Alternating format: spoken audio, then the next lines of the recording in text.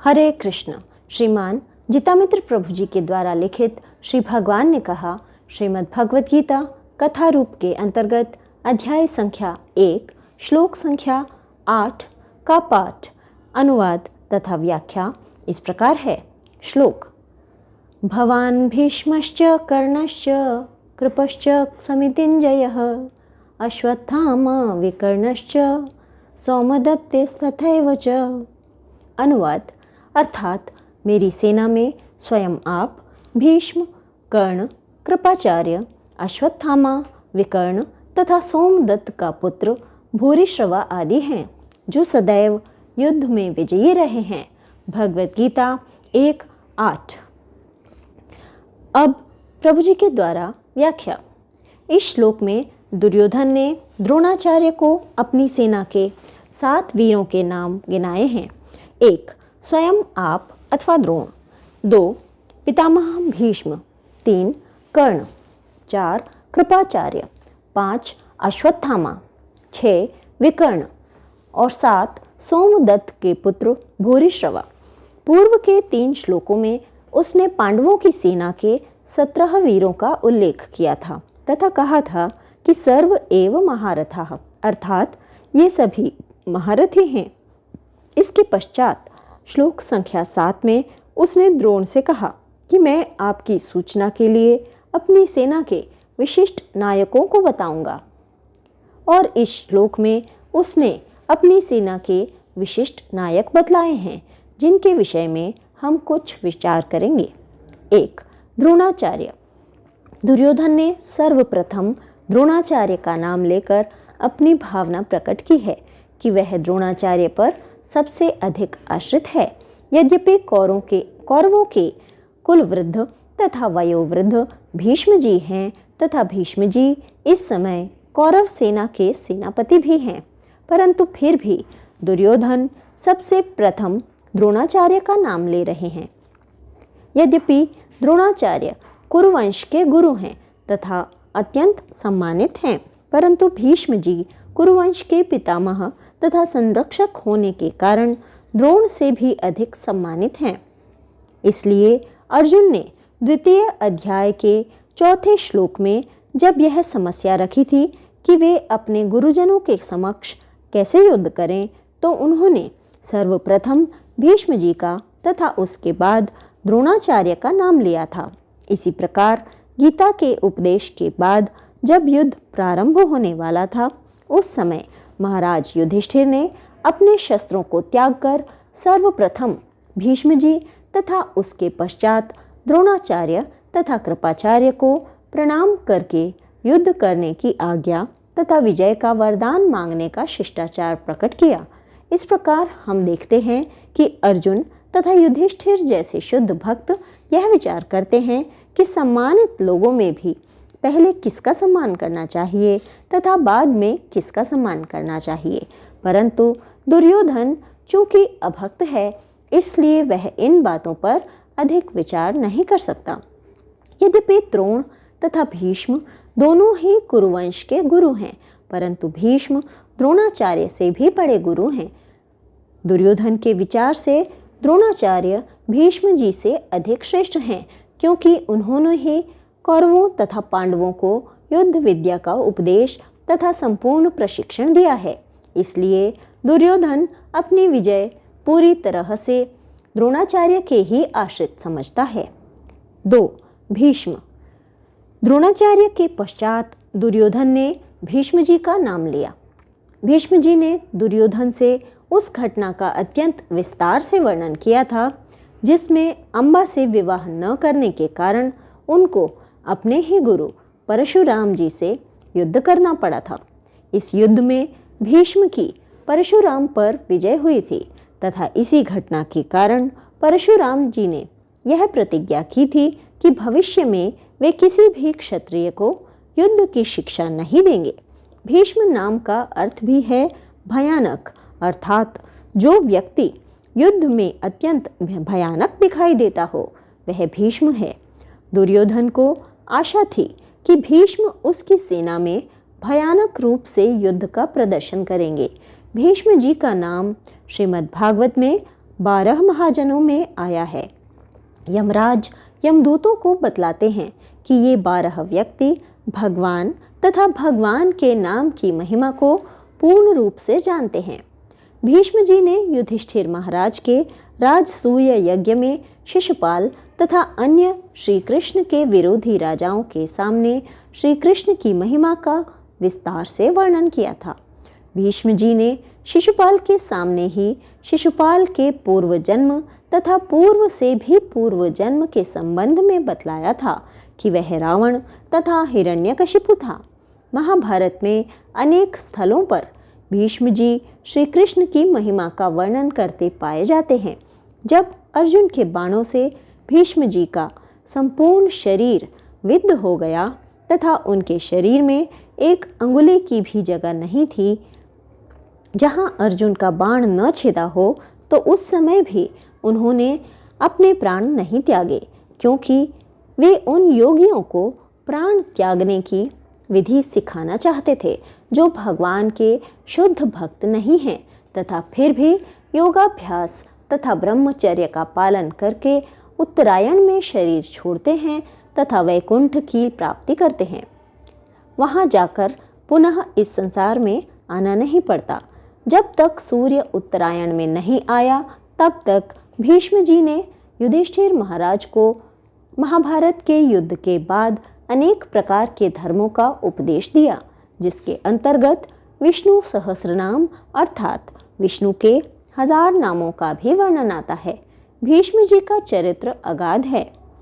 श्री कृष्ण के महान भक्त के रूप में उनका जितना भी वर्णन किया जाए उतना ही कम है। 3. कर्ण। भीष्म जी के बाद दुर्योधन ने कर्ण का नाम लिया है। कर्ण दुर्योधन का अत्यंत घनिष्ठ मित्र था। कर्ण यद्यपि क्षत्रिय था, क्योंकि कुंती देवी ने सूर्य देव के द्वारा उसे जन्म दिया था, परंतु समाज की दृष्टि में वह कुंती का पुत्र न होकर नीच जाति का सूत पुत्र माना जाता था। दुर्योधन ने कर्ण का सम्मान बढ़ाने के लिए उसे अंग देश का राजा बना दिया था। दुर्योधन के इस उपकार के कारण वह सदैव दुर्योधन का कृतज्ञ था तथा दुर्योधन के प्रत्येक पाप कर्म में वह साथ देता था। यद्यपि कर्ण अत्यंत त्यागी तथा धार्मिक था, परंतु दुर्योधन जैसे असाधु के संग के कारण उसका भी चरित्र दूषित हो गया।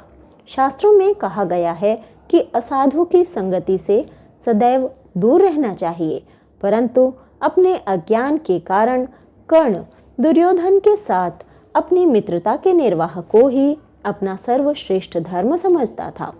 गीता में कहा गया है कि इस प्रकार के समस्त धर्मों को त्याग कर श्री कृष्ण की शरण लेनी चाहिए, अर्थात अभक्तों का हर प्रकार से संग त्याग कर भक्तों का संग करना चाहिए।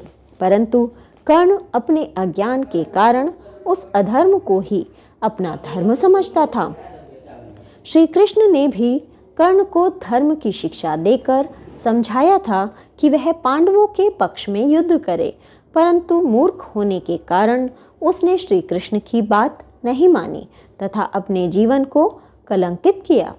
कर्ण के पिता सूर्यदेव ने भी कर्ण को यही शिक्षा दी थी कि तथा कुंती देवी ने भी कर्ण को समझाया था, परंतु कर्ण ने अधर्म को ही धर्म बताकर सभी की शिक्षाओं को ठुकरा दिया था। इस श्लोक में दुर्योधन ने जितने योद्धाओं का नाम लिया है उनमें कर्ण ही एकमात्र ऐसा व्यक्ति था जो दुर्योधन को पांडवों के विरुद्ध अन्याय करने में सदा प्रोत्साहन देता रहता था।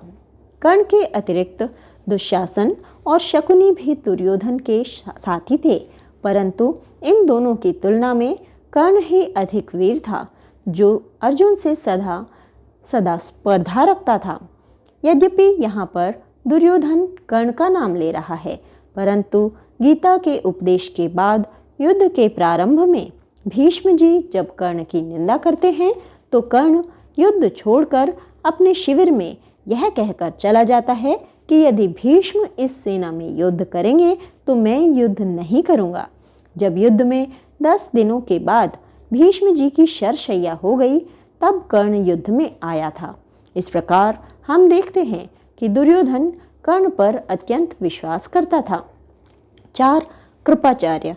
सम्मान की दृष्टि से कृपाचार्य का नाम द्रोणाचार्य के बाद आना चाहिए था, परंतु दुर्योधन अभक्त होने के कारण कृपाचार्य का नाम कर्ण के बाद लेता है। कृपाचार्य भी द्रोणाचार्य के समान श्रेष्ठ ब्राह्मण थे।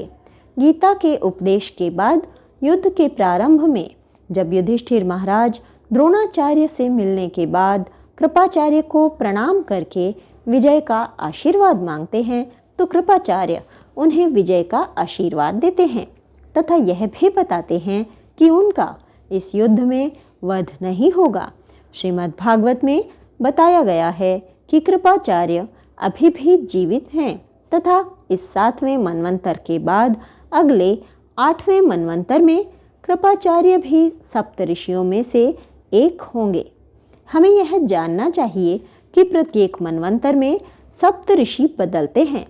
एक मनवंतर 71 युगों का अर्थात लगभग 30 करोड़ वर्षों का होता है।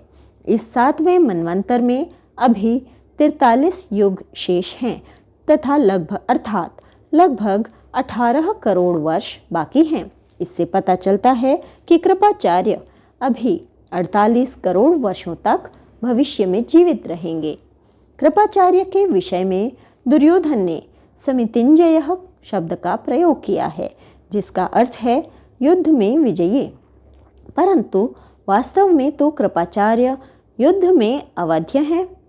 दुर्योधन का विचार है कि चूंकि कृपाचार्य युद्ध में मारे नहीं जाएंगे, इसलिए युद्ध में उसे विजय अवश्य प्राप्त होगी, परंतु वास्तविकता यह है कि न तो कृपाचार्य युद्ध में मारे ही जाएंगे और न ही दुर्योधन को युद्ध में विजय ही प्राप्त होगी। 5. अश्वत्थामा। कृपाचार्य के नाम के बाद दुर्योधन ने अश्वत्थामा का नाम लिया है।